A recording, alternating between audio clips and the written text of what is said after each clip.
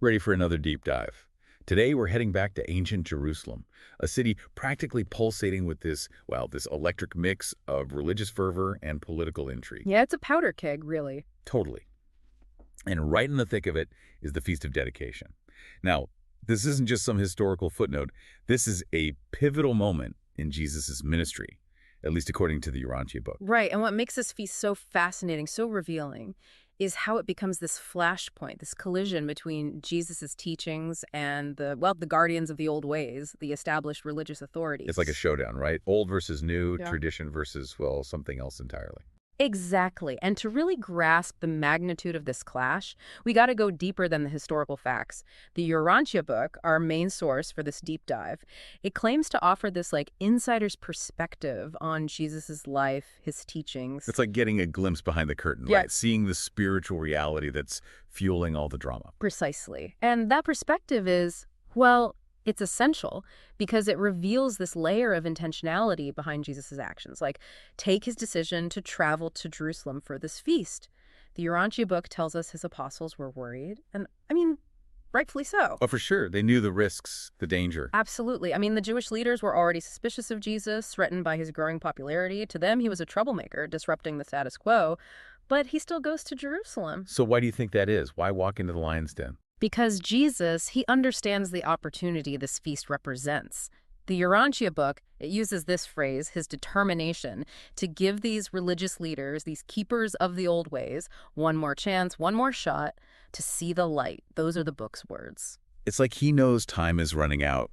This is his last-ditch effort to get through to them. Exactly. It adds this whole other layer of urgency and tension to the story. It's like a ticking clock in the background. Right. And it's a tension that just keeps building as he makes his way to Jerusalem. Even as he's traveling, he's teaching, constantly engaging in these dialogues that kind of chip away at the very foundation of their beliefs. And that's where that whole story of the Good Samaritan comes in, isn't it? Yeah, it's a good one. And it's so much more than just a feel-good story, right? Oh, absolutely. It's a direct challenge to that whole legalistic mindset that, permeated everything back then, the whole us versus them mentality. Which, sadly, is still around today. Sadly, yeah. But the way Jesus uses this seemingly simple story, it's genius, really. Remember, a lawyer comes up to him, tries to trap him with this question about, inheriting eternal life.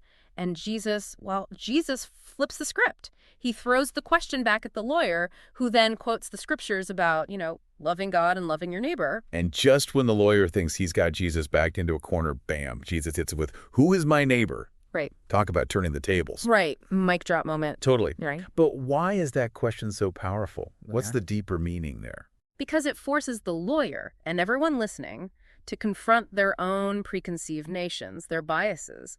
The word neighbor back then, it had a very narrow definition. For a lot of those in power, it only applied to their own people, their own tribe. They're in group, as they say. Right. But with this one story, Jesus explains that definition.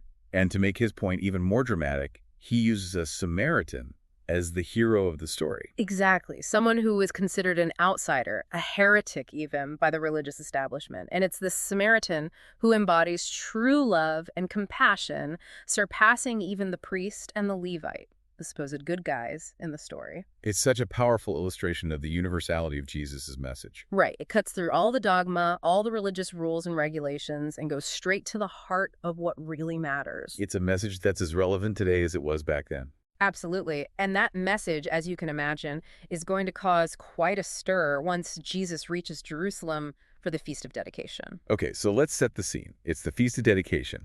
Jerusalem is buzzing, right? Pilgrims everywhere, all there for this big celebration. It would have been quite a sight. And right in the middle of it all, we meet this fascinating character, someone whose life becomes completely intertwined with Jesus' mission. You're talking about Josiah, right? Josiah the blind beggar. Now, this wasn't just a random encounter, was it? The Urantia book makes it clear that Jesus, he sought out Josiah. It's like Josiah was this key piece of a much larger puzzle. That's like Jesus knew exactly what he was doing and who he needed to interact with to make his point. Exactly. And it's interesting because Josiah, he represents a whole segment of society that was often ignored, pushed aside. The marginalized, the forgotten. Yes. And it's easy to read about a blind beggar and just kind of, gloss over it. But we have to understand what his blindness meant back then, both socially and religiously. It was a heavy burden to carry. It really was, because it wasn't just a physical ailment, right? No, not at all. Back then, people believed that physical disabilities, they were a direct result of sin, either your own sin or even, get this, the sins of your parents. Imagine carrying that around with you, that you were somehow marked, cursed.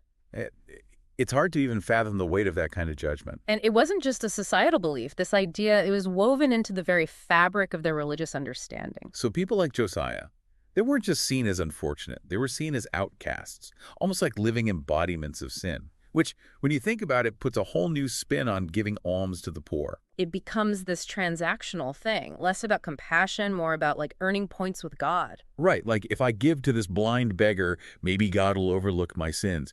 There's no real empathy there, no real connection. It's dehumanizing, really. Absolutely. So here's Josiah existing within this system, and then into this picture walks Jesus. Now, we know from the Gospels that Jesus healed a lot of people.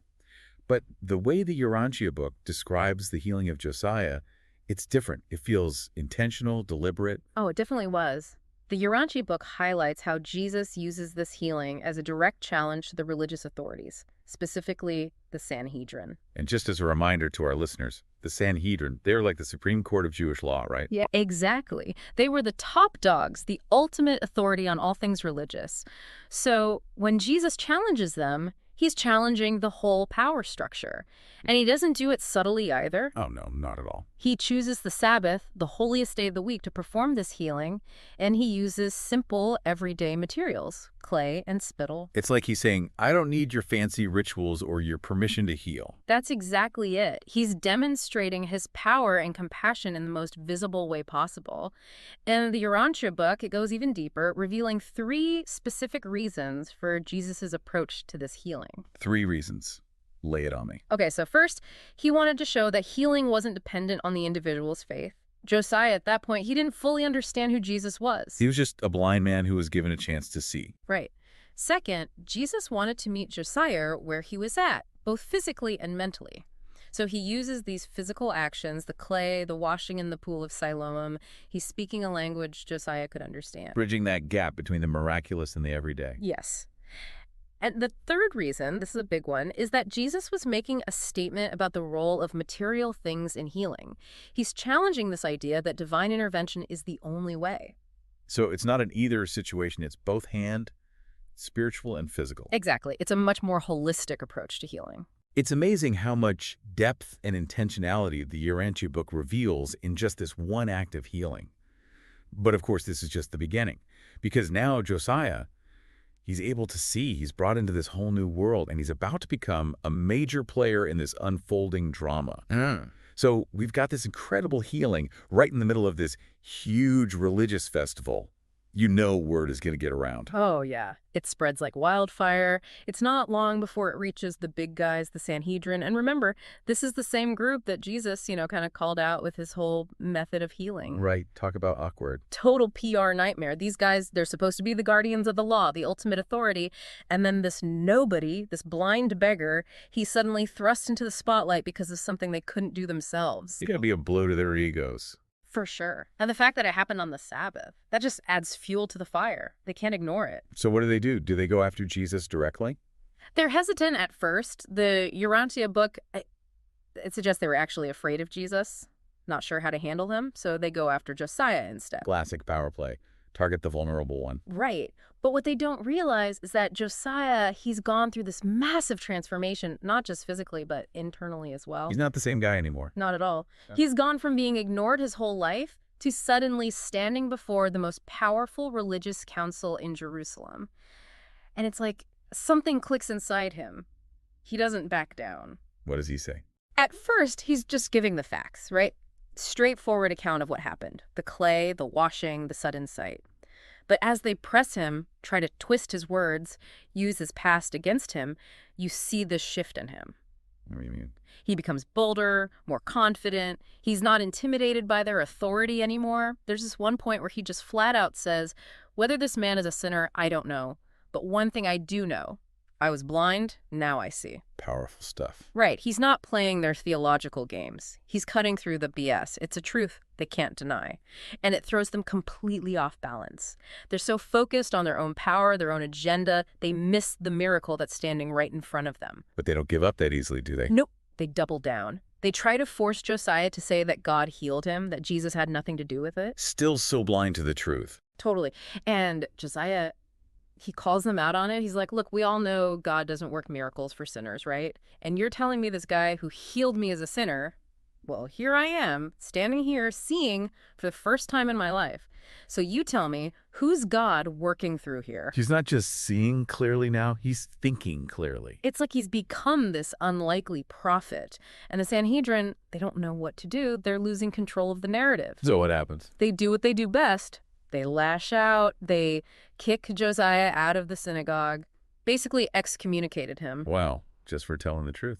It's a reminder that standing up for what you believe in, it comes at a price. But while all this is going down, the Urantia book makes it clear that Jesus, he's right there in the temple, teaching in Solomon's porch. He didn't abandon Josiah. That's good. I was wondering about that.